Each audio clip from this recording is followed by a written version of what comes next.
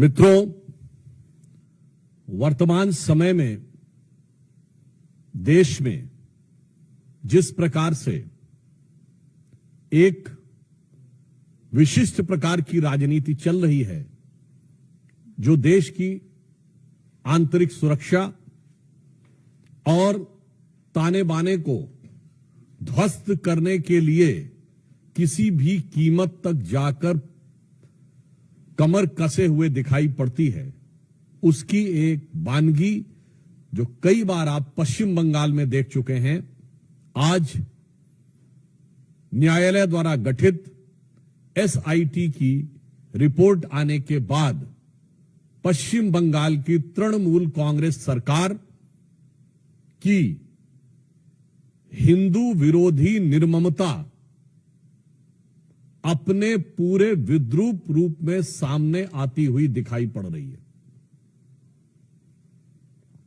इस एसआईटी का गठन न्यायालय के आदेश पर हुआ था, जिसमें 3 लोग सदस्य थे। एक registrar law national human right commission के थे और 2 सदस्य पश्चिम बंगाल की न्यायिक सेवा के थे, अर्थात एक मानवाधिकार आयोग से सदस्य थे और 2 पश्चिम बंगाल की न्यायिक सेवा वेस्ट बंगाल लीगल सर्विसेज थे। और उन्होंने 11 अप्रैल 2025 फ्राइडे यानी 11 अप्रैल जुमे के दिन 2 बजे से लेकर 4 बजे के बीच में जो घटनाएं हुई हैं, उनके बारे में जो अपना ऑब्जर्वेशन दिया है, उससे तृणमूल कांग्रेस,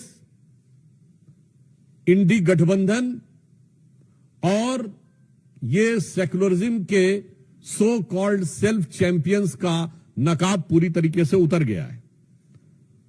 पहली बात,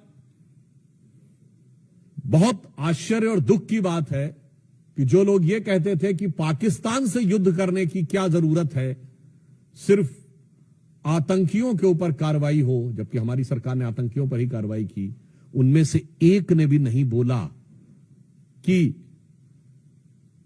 पश्चिम बंगाल के मुर्शिदाबाद में किसी भी विषय को लेकर आपको आपत्ति है तो हिंदुओं के ऊपर हिंसा करने की क्या जरूरत है। हरगोविंद दास और चंदन दास पिता पुत्र की मृत्यु पर किसी ने एक शब्द भी नहीं बोला। वही लोग अचानक ऑपरेशन सिंदूर के बाद पाकिस्तान के प्रति सहानुभूति दिखाते हुए नजर आने लगे। इसमें जो फाइंडिंग्स आई हैं, पहला पॉइंट जो तृणमूल कांग्रेस ने यह प्रचार करने का, भ्रम पैदा करने का प्रयास किया था कि इसमें बाहर के लोग शामिल थे। उनके कुछ सांसदों ने दूसरे राज्यों के लोगों का नाम लिया था, विशेषकर उत्तर प्रदेश, बिहार का नाम लिया था, जो सरासर अनुचित है। परंतु इस फाइंडिंग में बहुत साफ साफ तौर पर तृणमूल कांग्रेस के नेता और एमएलए का नाम भी सामने आया है और इसमें कहा गया है कि उनके 11 अप्रैल को, मैं इसको एज इट इज रीड करना चाहता हूं। All the attacks were carried out on the Friday 11th of April from 2 PM onwards under the instructions of local councillor Mehboob Alam and police and administration done nothing। तो ममता जी, ये तो आपकी party के बहुत महबूब नजर आ रहे हैं, आपकी पार्टी के बड़े प्रिय नजर आ रहे हैं। ये बात अब फाइंडिंग्स में बिल्कुल साफ हो गई। दूसरा विषय यह आया कि एक कुल मिलाकर इसमें बताया गया कि total of 113 houses were damaged and they even fled to Malda. जो ये कहने का प्रयास किया गया था कुछ नेताओं के द्वारा कि ऐसा तो कुछ खास हुआ ही नहीं, कोई महत्वपूर्ण, कोई ऐसी उल्लेखनीय घटना नहीं हुई, यह बात बिल्कुल साफ सामने आई कि 113 जो हाउसेस थे वो पूरी तरीके से विध्वंस हुआ और लोगों को वहां से पलायन करने पर बाध्य होना पड़ा।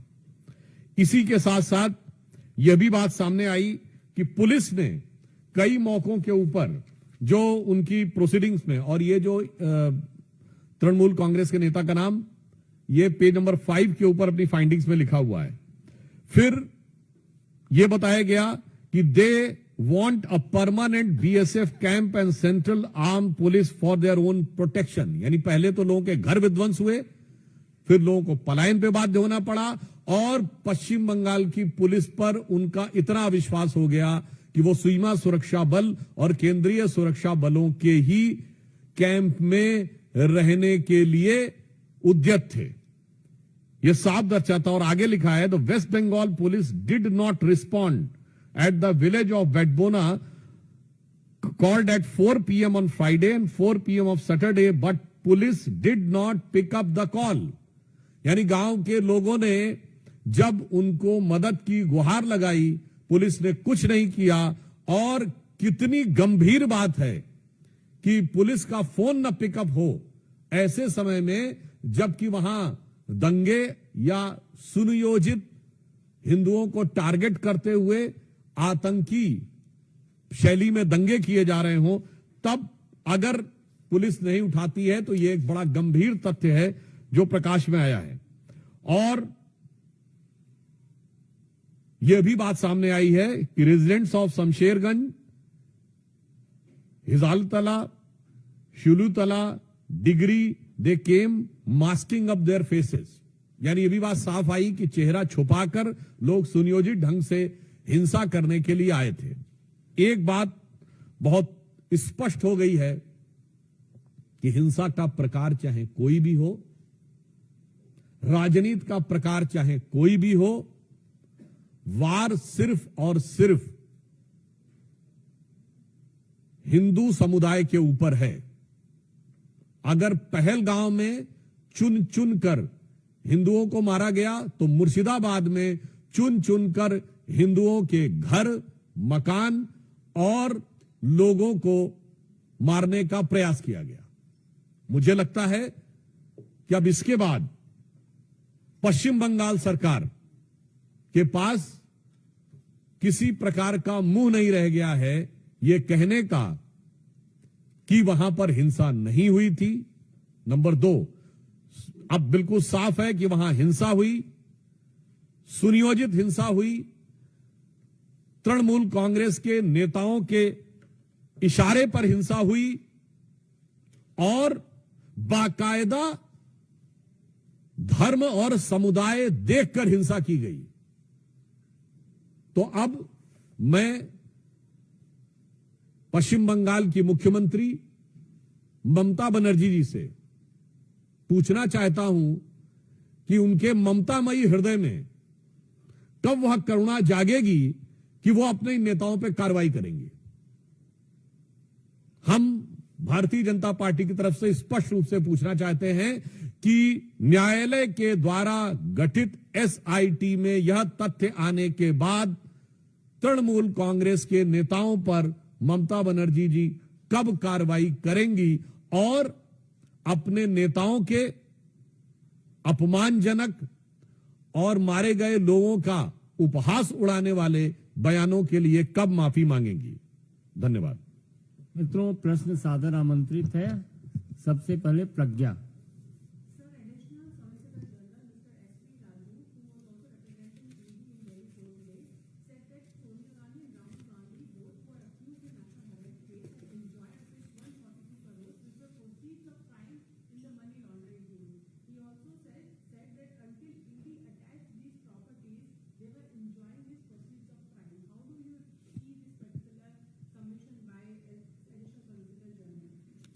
देखिए, this National Herald case has been a very peculiar case in the entire Indian history. Number one, it started in October 2013 by a PIL filed in Delhi High Court, much before Modi government came into power. Second, this is the only case in which Sri Rahul Gandhi ji and Srimati Sonia Gandhi ji has to take the bail. In the recent findings of ED, they have mentioned there is around 142 crore rupees related to proceeds of crime. अब proceed of crime से अगर पैसा आया है तो use किसने किया है, तो इसके बारे में जो इंडिकेशन दिया गया है कि यह सिर्फ प्रॉपर्टी ऑब्टेन करने के लिए नहीं, बल्कि अदर रिलेटेड चीजों के लिए भी प्रयोग किया गया है। अदर रिलेटेड चीजें क्या हैं, यह अपने आप में बहुत गंभीर विषय है। नेशनल हेराल्ड का केस एक और दृष्टि से भारत के इतिहास का बहुत विचित्र केस है कि एक कंपनी जिसके पास हजारों करोड़ की प्रॉपर्टी है, वो 90 करोड़ के कर्जे में बिक जाती है। चौथी दृष्टि से एक और यूनिक केस है कि यह बिकती क्या है कि खरीदने वाला और बेचने वाला दोनों एक ही होते हैं। ऐसा क्रय विक्रय आपको भारत के इतिहास में कभी देखने को नहीं मिलेगा। सामान्यतः भ्रष्टाचार में देने वाला कोई और होता, लेने वाला कोई और होता है। यहां पर देने और लेने वाले दोनों एक ही हैं। इसलिए जो ईडी ने फाइंडिंग की है, इसमें एक और बिंदु समझिए। कांग्रेस पार्टी ये कहती है नेशनल हेराल्ड बंद हो गया। 67 साल के शासनकाल में, जो हमारी सरकार आने से पहले था, 60 साल कांग्रेस या उसकी समर्थक सरकारों का शासन रहा। 55-56 साल सीधे कांग्रेस का शासन रहा। अगर उसमें कांग्रेस के अनुसार जो क्लेम है कि स्वतंत्रता संग्राम सेनानियों का यह अखबार जो पंडित जवाहरलाल नेहरू जी के द्वारा चलाया गया था, स्थापित किया गया था, और जो 3 भाषाओं में निकलता था, नेशनल हेराल्ड इंग्लिश में, नवजीवन हिंदी में और कौमी आवाज उर्दू में, इसका मतलब उसका कोई खरीदारी नहीं था। यानी कांग्रेस के कार्यकर्ता भी उसे खरीदने को तैयार नहीं थे। कांग्रेस ने अपने कार्यकर्ताओं की जितनी संख्या बताई है, उतने भी लोग अगर खरीदते तो ये तीनों बिकने के कगार पे नहीं आते। तो नेशनल हेराल्ड और नवजीवन तो छोड़िए, जो नवजीवन नहीं दे पाए, कौम ने भी कौमी आवाज नहीं सुनी। अगला पॉइंट इसमें और भी महत्वपूर्ण यह हो जाता है कि यह भारत के इतिहास का इकलौता मौका है जब सरकारी संपत्तियों पे, पब्लिक संपत्ति पे भ्रष्टाचार होता था। यहां किसी पार्टी ने अपनी ही संपत्ति के ऊपर डाका डाल दिया। मतलब एक कहावत होती है कि अपने घर में कोई चोरी नहीं करता, अपने घर में कोई डाका नहीं डालता। यह आपने सिर्फ कॉमेडी फिल्मों में देखा होगा, मगर यह ट्रेजेडी देखिए कि नेशनल हेराल्ड केस इस मामले में एक विचित्र केस है। और यह भी दर्शाता है the ED today has mention about 142 crore rupees of proceed. तो मैं कहना चाहूंगा, एक वो कांग्रेस थी जो महात्मा गांधी की कांग्रेस थी, जिसका सदस्यता शुल्क कितना था? 4 आने। कांग्रेस में नारा होता था, 1 चवन्नी चांदी की, जय बोलो महात्मा गांधी की। और आज कांग्रेस वहां पर पहुंच गई आधुनिक गांधियों के नेतृत्व में कि देश तो छोड़ो, पार्टी की संपत्ति भी आज के गांधी की। तो अगर 142 करोड़ का विषय आया है, यह बहुत गंभीर बात है। यह कांग्रेस पे सिर्फ कानूनी नहीं, यह कांग्रेस पे सिर्फ राजनीतिक नहीं, बल्कि गंभीर नैतिक सवाल पैदा करता है कि जो लोग अपने को स्वतंत्रता संग्राम सेनानियों की विरासत के एकमेव उत्तराधिकारी घोषित होने का दावा करते थे, उन्होंने ही बकौल खुद स्वतंत्रता संग्राम सेनानियों की संपत्ति पर डाका डाला। रविकांत,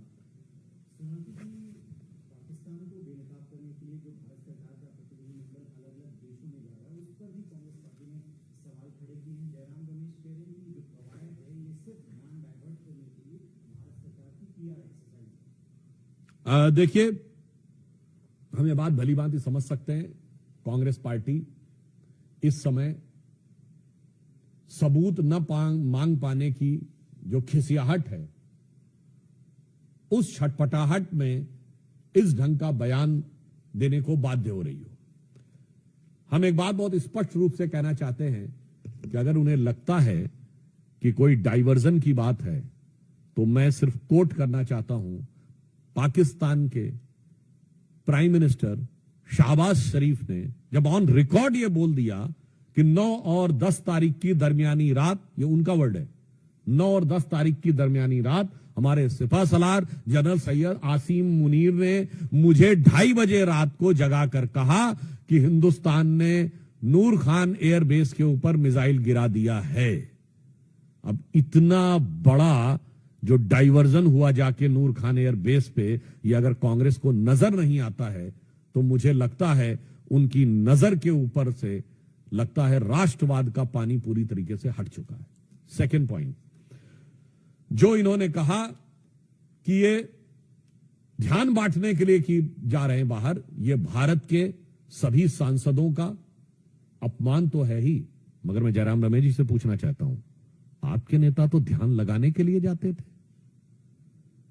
आपके नेता या तो ध्यान लगाने को विदेश जाते थे या देश को बांटने के लिए विदेश जाते थे।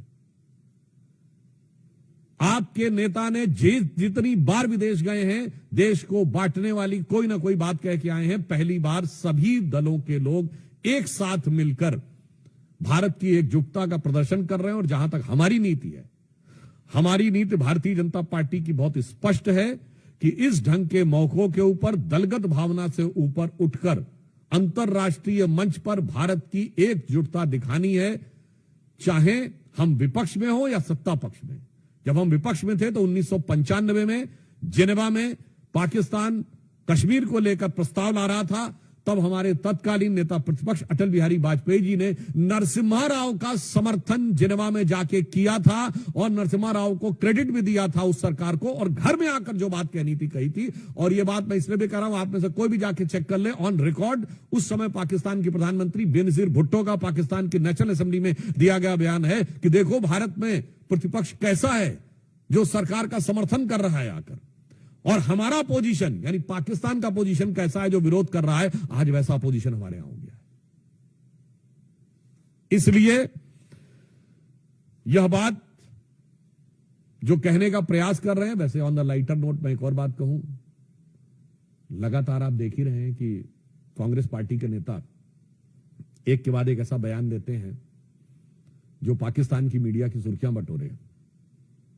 अब जयराम रमेश जी का यह बयान भी यूज किया जाएगा, तो ये पाकिस्तान की पीआर एक्सरसाइज में जो लगे हुए हैं और भारत के इस गंभीर प्रयास को जो पीआर कह के डाइल्यूट करने का प्रयास कर रहे हैं, मैं एक बात कहूंगा कि कुछ मामलों में उनकी मानसिकता और पाकिस्तान की मानसिकता में एक और मेल है। अभी आपने देखा कि ऑपरेशन सिंदूर में जिस अप्रतिम शौर्य का परिचय भारत की सेना ने दिया और जो गंभीर क्षति पहुंचाई, जिसका मैंने अभी आपको बता भी दिया कि पाकिस्तान के प्राइम मिनिस्टर का पाकिस्तान के आर्मी चीफ को कोट करते हुए बयान है, इसके बावजूद वहां के आर्मी चीफ का प्रमोशन हो गया, क्या बन गया? Field marshal. ठीक, हमारे यहां भी उसी जहनियत से पैबस्त हैं। वो जंग हार कर फील्ड मार्शल बनते हैं और कांग्रेस में चुनाव हार कर फील्ड मार्शल बनते हैं। वहां भी प्रमोशन होता है, यहां भी प्रमोशन होता है। तो इसे मैं कहना चाहूंगा, तो इसलिए दोनों तरफ बैठकर एक ही विचार, एक ही भाव, तो मिले सुर मेरा तुम्हारा करते हुए भारत के प्रयासों को इस प्रकार से अवांछित रूप से छोटा साबित करने का प्रयास बचना चाहिए कांग्रेस पार्टी को। और मैं कांग्रेस पार्टी और इंडी गठबंधन से, जो मैंने अभी मॉर्निंग में कहा, उसे रिपीट कर देना चाहता हूं। इंडिया अलायंस नाम रख लेने से दिल से भारतीय नहीं हो जाता। आज इंडिया अलायंस के तमाम नेताओं के बयान पाकिस्तान की मीडिया में, पाकिस्तान की संसद में, पाकिस्तान की सेनाओं की ब्रीफिंग में, पाकिस्तान द्वारा भारत के विरुद्ध दिए जा रहे डोजियर्स में कोट किए जा रहे हैं। तो ऐसा प्रतीत होता है कि ये पॉपुलर फ्रंट ऑफ पाकिस्तान की तरह इंडिया अलायंस बिहेव करने लगा है।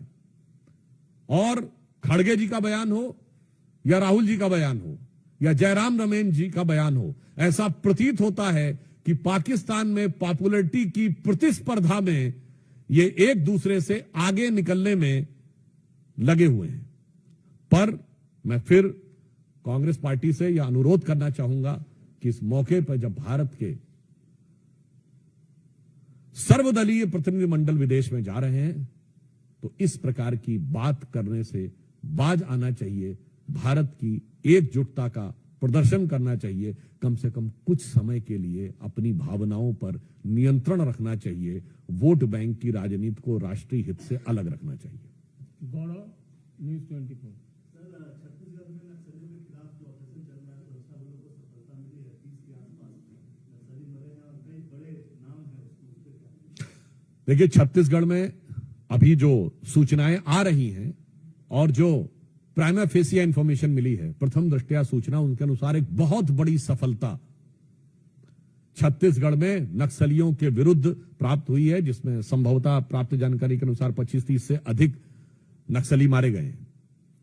गृह मंत्री आदरणीय अमित शाह जी ने स्पष्ट 2026 तक, मार्च तक नक्सलों के खात्मे की बात कही है, तो निश्चित रूप से प्रधानमंत्री श्री नरेंद्र मोदी जी की सरकार की यह प्रतिबद्धता इस ऑपरेशन में स्पष्ट दिखाई पड़ रही। और यह प्रतिबद्धता एक और मामले में भी है, जिसे आप एक शब्द संस्कृत में सुनते होंगे ना, वाय आभ्यंतरम शुचि, यानी बाहर से भी सफाई करनी है और अंदर से भी सफाई करनी है। तो बाहर की सफाई आप ऑपरेशन सिंदूर में देख चुके हैं, और अंदर की सफाई आज जो नक्सली ऑपरेशन हुआ है उसमें देख रहे हैं। यानी बहावलपुर से लेके और बस्तर तक राष्ट्र विरोधी जो शक्तियां हैं उनके ऊपर निर्णायक प्रहार हमारी केंद्र की सरकार और छत्तीसगढ़ के राज्य की सरकार ने किया है। इसके लिए निश्चित रूप से प्रधानमंत्री श्री नरेंद्र मोदी जी के नेतृत्व में गृह मंत्री अमित शाह जी और हमारे छत्तीसगढ़ के मुख्यमंत्री जी और छत्तीसगढ़ के गृह मंत्री जी बधाई के पात्र हैं। अरुण बोता।